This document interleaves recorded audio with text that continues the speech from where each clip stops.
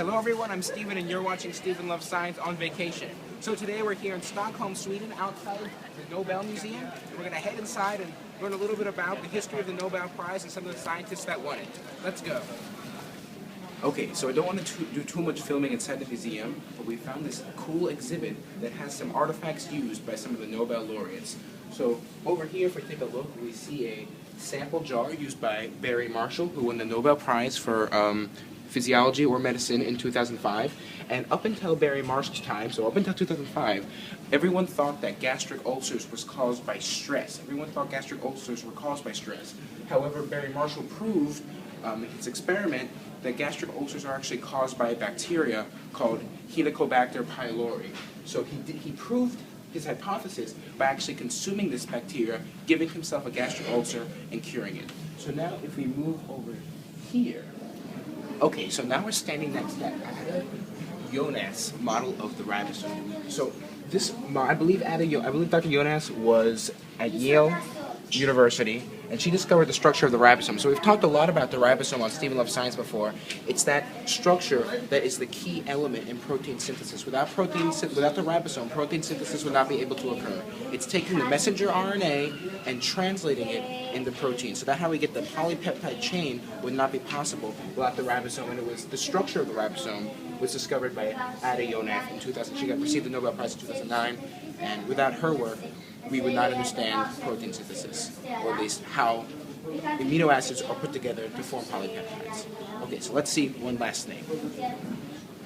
All right. Okay, so we were just asked by museum personnel to stop recording in that area and just stop recording. But here at Steven Loves Science, we don't listen to authority. So we've moved over here, and we can now see the actual Nobel Prizes, which are made completely from pure gold.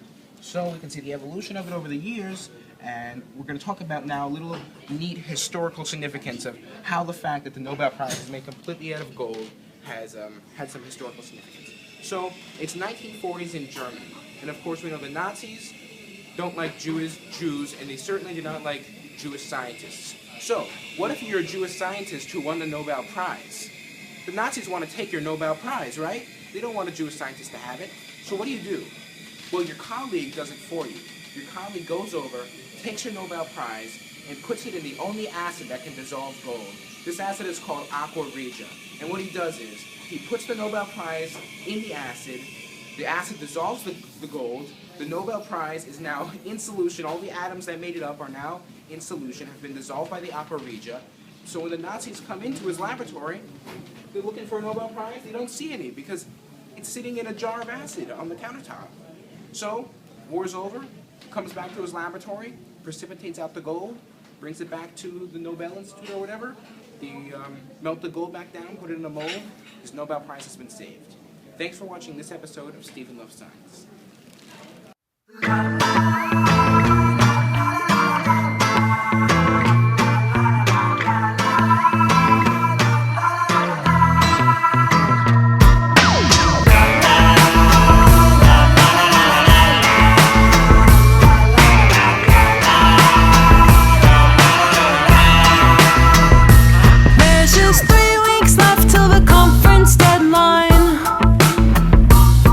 My next postdoc and funding's on the line.